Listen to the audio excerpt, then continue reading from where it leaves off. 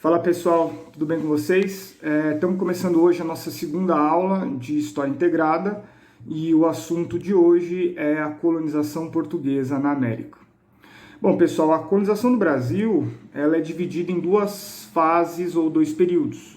O primeiro período é o chamado período pré-colonial, que vai de 1500 até 1534. É uma fase em que Portugal vai apresentar uma exploração assistemática do território. Como assim assistemática?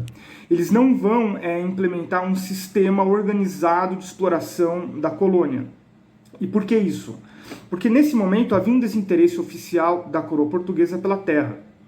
O Oriente era muito mais lucrativo do que a América nesse momento. Então, os portugueses, quando eles iniciaram o processo de expansão marítima, o grande objetivo deles era atingir as chamadas Índias, que eram as regiões do Extremo Oriente, e eles atingem as Índias via navegação pelo Atlântico, a partir da viagem de Vasco da Gama. Eles conseguem transpor o chamado Cabo das Tormentas com o navegador Bartolomeu Dias, e aí acaba vendo o Cabo da Boa Esperança, ali na região sul do continente africano. E a partir da viagem de Vasco da Gama, os portugueses conquistam os caminhos para as Índias via oceanos. E a partir da viagem de Cabral, inicia-se então um império colonial luso-oriental, ou seja, o império colonial português no Oriente, que era muito mais atrativo economicamente do que as terras na América. Então, durante os primeiros 30 anos da colonização, Portugal não vai apresentar grande interesse por essa região, que hoje é o Brasil. Bom, a partir de 1534, inicia-se o chamado período colonial, né, que vai de 1534 até 1815, que já é um período que você tem uma exploração sistemática desse território, porque os portugueses perceberam que se eles não iniciassem o processo de colonização, outras nações poderiam tomar essas terras dos portugueses. Então, a partir de 1534, começa o período colonial, que vai até 1815. Por que 1815 e não 1822, que é a data da nossa independência? Porque em 1815, quando você tiver o Congresso de Viena na Europa, após as guerras napoleônicas, o Brasil ele vai deixar de ser uma colônia de Portugal e vai virar um Reino Unido a Portugal. Então, em 1815, o Brasil já não é colônia portuguesa, é um Reino Unido a Portugal. Mas, a partir de 1822, vem a nossa independência e aí começa o Brasil Império. Então, esses são os dois períodos coloniais, o pré-colonial, de 1500 até 1534, e o período colonial, de 1534 até 1815. Bom, em relação à administração colonial, os portugueses, inicialmente, eles vão implantar o chamado sistema de capitanias hereditárias.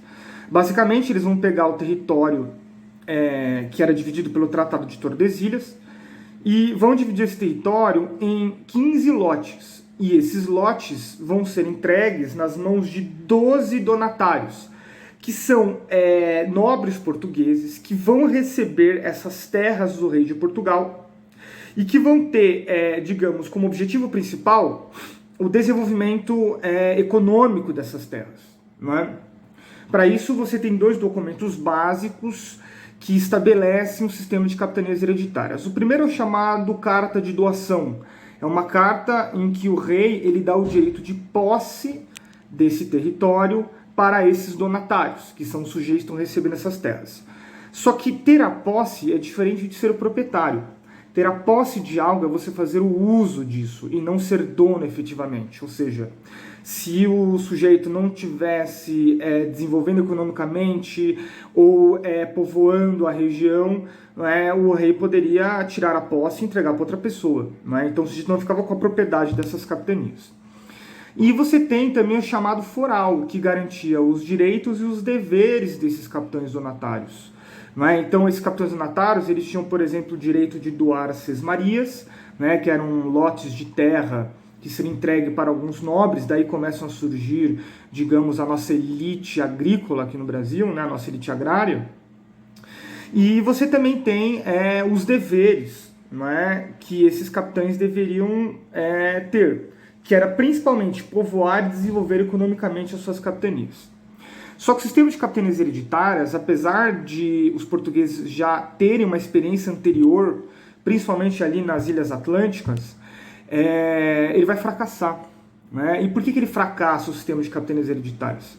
Bom, o primeiro ponto é a falta de coordenação nesse processo. Ou seja, os caras dividiram a América Portuguesa em 15 lotes de terras, distribuíram entre 12 donatários, mas não havia uma coordenação do processo de colonização entre essas capitanias. Cada uma fazia da sua forma, não havia comunicação entre eles. Então isso é um dos fatores que explica o fracasso do sistema de capitanias hereditárias. O segundo fator é a falta de investimentos. Veja bem, galera, o grande objetivo da coroa portuguesa era transferir os custos da colonização para particulares. Então o rei, ele dava o direito de posse dessas capitanias, mas ele não ajudava com dinheiro, né, para que esses sujeitos desenvolvessem as suas capitanias. Então a falta de investimento, né, também vai ser um fator de fracasso. Além disso, você tem um grande distanciamento das capitanias em relação à metrópole, que seria o Portugal, né? Esse distanciamento fazia com que agravasse ainda mais a falta de coordenação e principalmente também a presença de índios hostis. Índios que eram hostis à presença dos portugueses na região e que, portanto, atacavam as capitanias, atacavam, digamos, as vilas, e isso acabou gerando também um fracasso das capitanias hereditárias.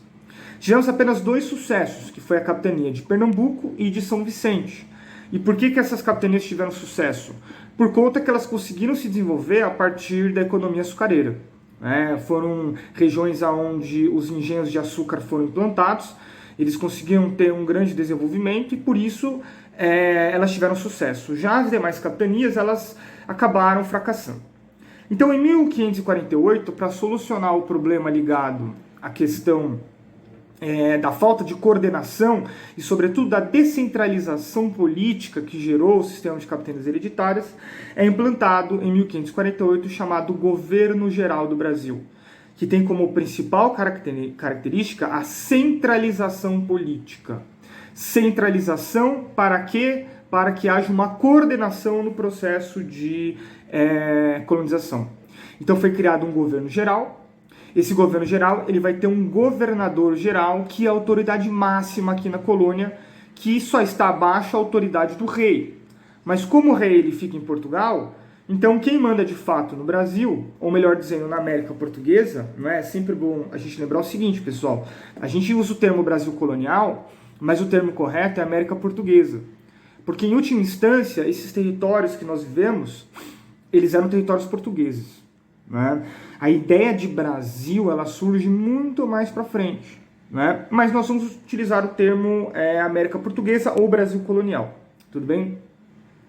Então a autoridade máxima na América Portuguesa, no Brasil colonial, se você preferir, era o governador geral, né? Que era um cargo, não é, que concentrava, que centralizava a autoridade política na figura desse sujeito.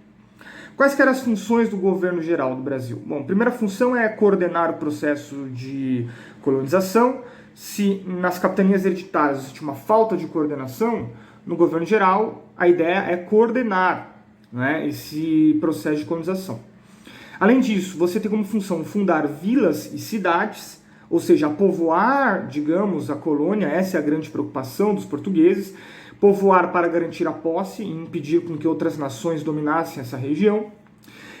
Outra função é auxiliar na evangelização dos indígenas, exercer a justiça e combater tanto índios hostis, que atacavam, por exemplo, as vilas e as cidades, como combater os invasores. Né? Você teve muitos países que vão tentar invadir aqui. Digamos, você tem invasão inglesa, não é? Que vai se limitar a alguns saques a, digamos, portos brasileiros. Você tem invasões francesas, com destaque para 2 colônias francesas, a França Antártica, que foi a dominação de Rio de Janeiro pelos franceses no século XVI, e no século XVII a chamada França Equinocial, quando os franceses fundam a cidade de São Luís, a atual capital do Maranhão. O nome é justamente por conta do rei Luís XIII, não é? Dinastia dos Bourbons na França. E também houve a colonização, a invasão holandesa no Brasil, dentro do contexto da União Ibérica. Não Além do governador-geral, você tem alguns auxiliares, cargos que foram criados para auxiliar o governador-geral na administração do Brasil colonial. Você teve o cargo de capitão-mor, não é? Capitão, ou seja, a ideia de defesa do território. O cargo de ouvidor-mor, que era um sujeito que auxiliava na implantação da justiça aqui na colônia. Você tinha chamadas ordenações reais, né, que era o estatuto jurídico aqui dentro da colônia. E você tem o chamado provedor-mor, que era o cargo responsável por auxiliar o governador-geral na coleta de impostos, ou seja, na parte das finanças. E em relação ao poder local, temos como destaque as câmaras municipais. As câmaras municipais eram um poder que era exercido nas vilas e nas cidades, era o chamado poder local, né? Esse poder local, ele era manipulado pelos homens bons. E quem eram os homens bons? Eram os senhores de engenho, né? Eram os donos das fazendas, não é? E que eram, portanto, a elite colonial. E esses sujeitos, eles vão monopolizar a política nas câmaras municipais. Bom, em relação à economia colonial, gente, as características gerais são que o Brasil está dentro do sistema de colônia de exploração, né? E o que é uma colônia de exploração dentro da lógica mercantilista? As colônias de exploração são regiões que vão ser exploradas economicamente pela coroa portuguesa, né? No caso a América Portuguesa como um todo, e que apresentam as seguintes características. Bom, a primeira delas é digamos, a presença de latifúndios, né? Latifúndios são grandes propriedades rurais que deveriam produzir em larga escala apenas um tipo de produto, portanto temos uma monocultura. Essa produção ela era voltada para o mercado externo, utilizando mão de obra escrava. No caso brasileiro, nós tivemos tanto mão de obra escrava indígena quanto mão de obra escrava africana, sendo a mão de obra escrava indígena abolida em 1758 pelo Marquês de Pombal, e a mão de obra africana ela vai ser utilizada como mão de obra escrava até 3 de maio de 1888, quando você tem digamos, a abolição da escravidão no Brasil. E, além disso, temos como características gerais da economia colonial ser uma economia de tipo dependente, porque ela depende da demanda europeia, não é? Tudo que era produzido aqui era vendido na Europa. Ela é complementar, porque ela complementa a economia europeia. Ela é extrovertida, porque ela é voltada para o mercado externo, ela é voltada para fora. Não é? O que é uma pessoa extrovertida? Aquela pessoa que é aberta, não é? Diferente da pessoa introvertida que fica fechada em si mesma, né? Então, uma economia extrovertida é uma economia voltada para fora, voltada para o mercado externo. Ela é predatória porque, veja bem, não havia nenhuma preocupação, não é, com o meio ambiente. Pelo contrário, né, o processo de colonização e do próprio desenvolvimento econômico do Brasil, mesmo após a nossa independência, é caracterizado por uma devastação do meio ambiente. Então, se você pegar, por exemplo, a Mata Atlântica, nós temos hoje 3% da Mata Atlântica original. Né? O que aconteceu com os 97%? Né? Eles foram destruídos dentro do processo de dominação, de colonização, de desenvolvimento econômico e assim por diante. E uma última característica geral da economia colonial é que ela é uma economia cíclica. Por quê? Porque nós temos a presença dos chamados produtos rei. Né? A coroa, geralmente, ela vai escolher apenas um produto e vai explorar economicamente esse produto. Por isso, nós lidamos com a ideia de ciclos. Tudo bem? E é claro que nós temos atividades complementares. Nem tudo que era desenvolvido economicamente aqui era voltado para o mercado externo. Então, por exemplo, nós temos como atividade complementar a lavoura de subsistência, ou seja, a lavoura para produzir produtos para serem consumidos aqui dentro do território, né? E nós temos também a pecuária. Né? A pecuária, gente, ou seja, a criação de gado, de animais, ela se desenvolveu para o mercado interno. O uso era para força motriz, não é? Para você utilizar o gado para mover as carroças, não é? Além o uso do couro do animal para você fazer vestimentas, né, botas, cintos. E você tem também o consumo da carne. Né? A pecuária ela vai se desenvolver, sobretudo, no Nordeste, né, na região do sertão da Bahia, né? Também vai se desenvolver no sul do Brasil, né? Sendo a pecuária do Nordeste uma pecuária extensiva, né? Utilizando mão de obra livre assalariada, são chamados vaqueiros, e no sul do Brasil nós temos uma pecuária intensiva, não é? De tipo utilizando mão de obra familiar e também mão de obra escrava.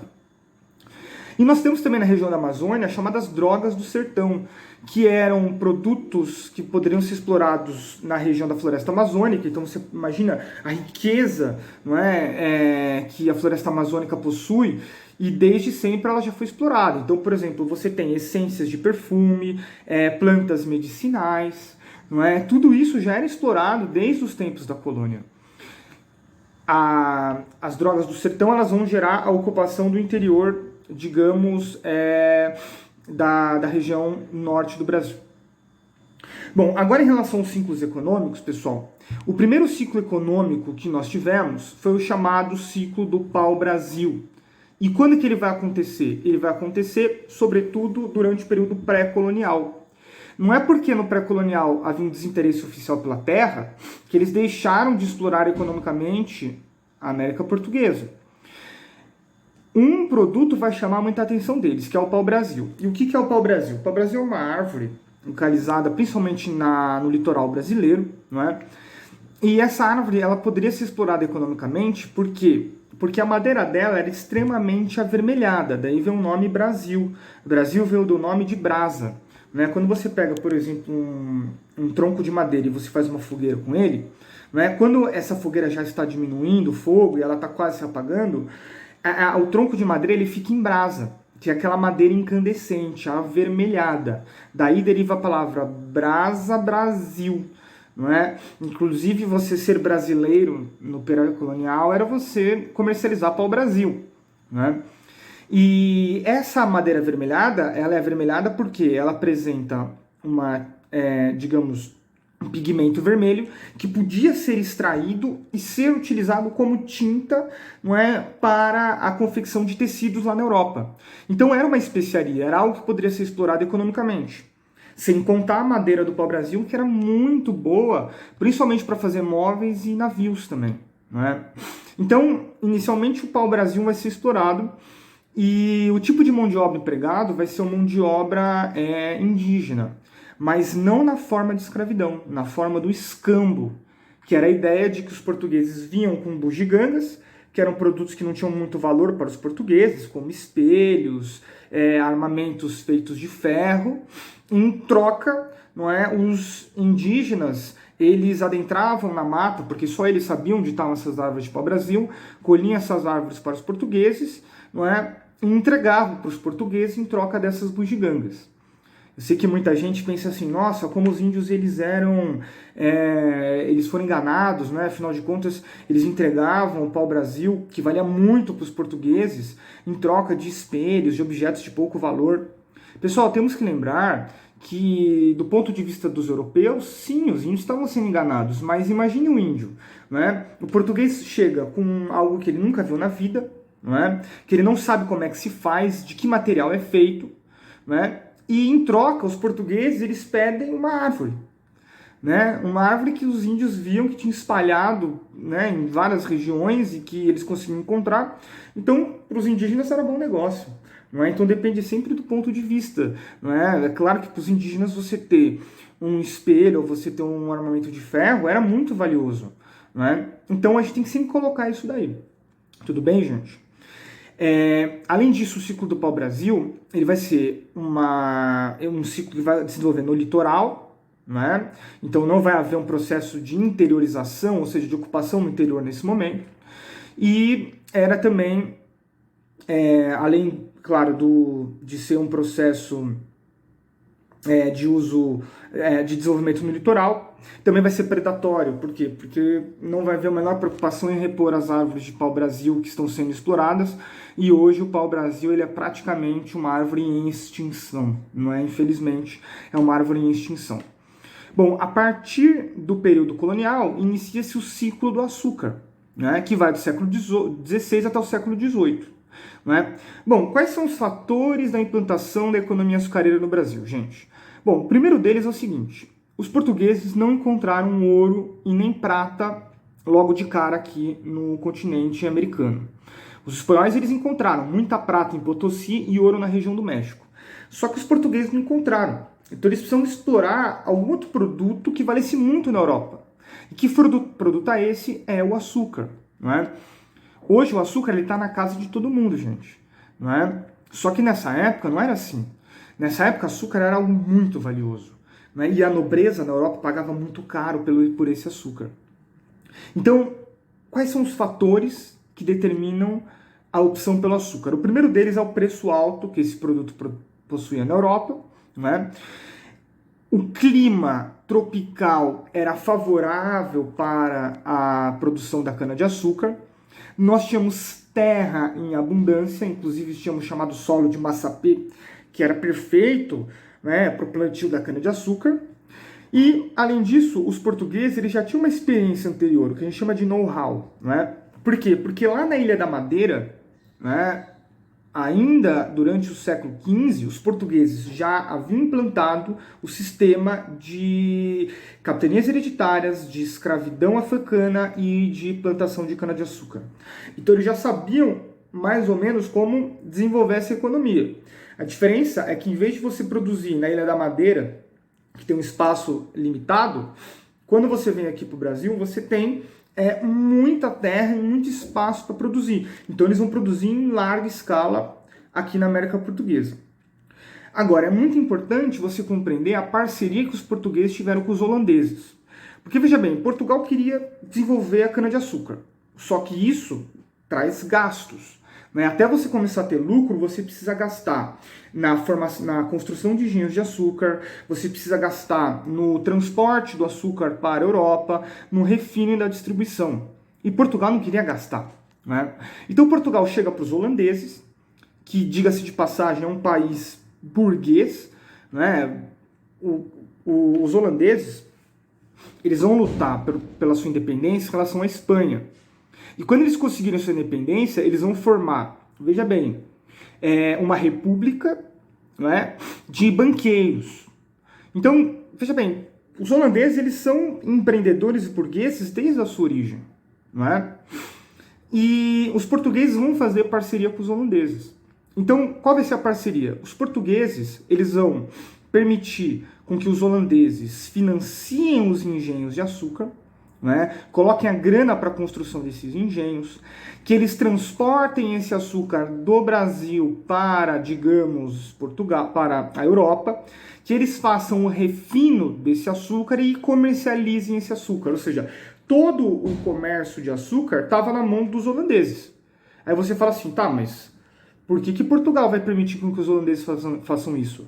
Porque todo navio holandês que saía do Brasil, ele tinha que passar obrigatoriamente no porto de Lisboa, em Portugal, pagar impostos para Portugal, para depois poder seguir para Amsterdã, na Holanda. Então os portugueses eles ganhavam cobrando impostos e não gastavam um centavo. E os holandeses, que são empreendedores, são burgueses, não é? Eles sabem que mesmo gastando com o financiamento, com o transporte, o refino, né, e com os impostos, quando eles faziam a conta, eles percebiam que eles tinham lucro. Né? Então os portugueses falaram, fechou, né? Vamos fazer esse esquema aí. E esse esquema ele vai ficar até, digamos, a União Ibérica, não é? Na verdade, não no início da União Ibérica, né? Até um tempo depois, quando os holandeses vão ser expulsos do Brasil por conta da União Ibérica, mas isso é assunto para outra aula, tudo bem, gente? Bom, no século XVIII, os portugueses eles vão encontrar ouro no Brasil. Né? A partir do bandeirantismo, descobrem-se as primeiras jazidas de ouro. Então começa o chamado ciclo do ouro, né? A chamada mineração no século XVIII.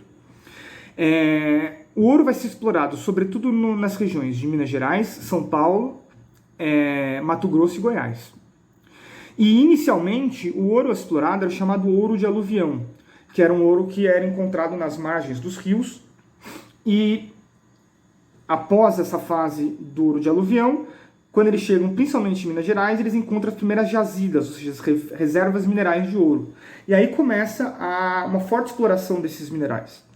Então você tem a chamada faiscação, que era a forma de exploração livre e individual, e as lavras, que eram a forma de exploração utilizando mão de obra escrava.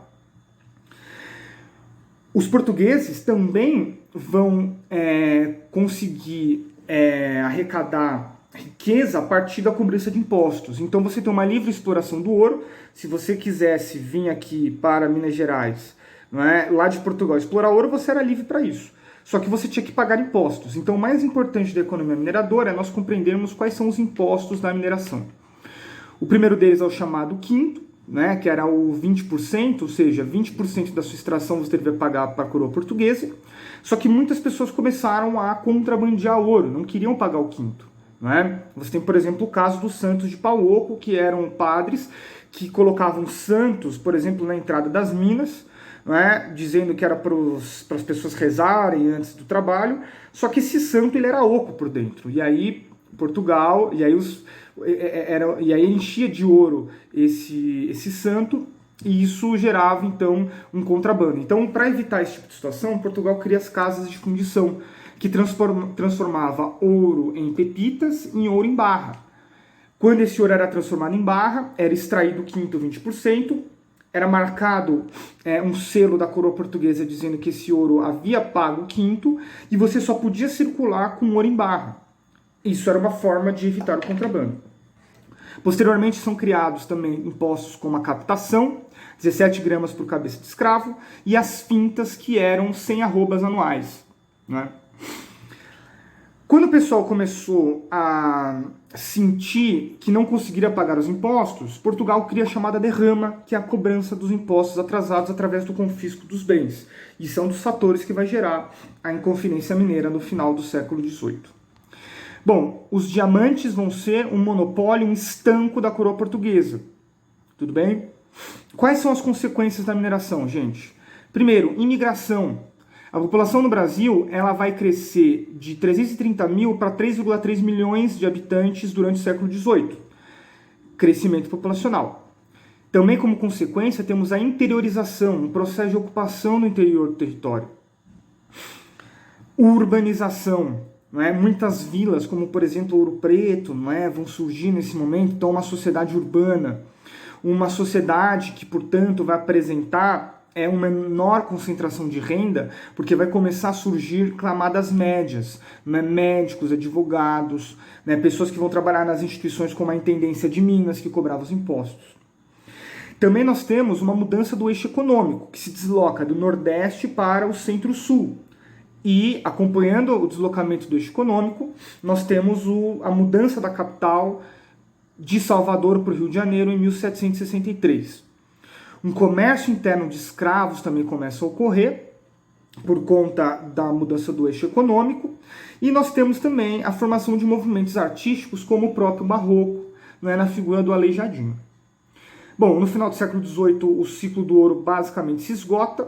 O Brasil não vai ter um produto rei, um produto-chave, então vem o chamado renascimento agrícola, que é a diversificação da nossa produção agrícola. A gente vai começar a produzir algodão, açúcar, tabaco e o café, O café que começa a aparecer nesse momento e que a partir de 1830 deslancha e vira o grande produto que vai mover a nossa economia. Pessoal, qualquer dúvida em relação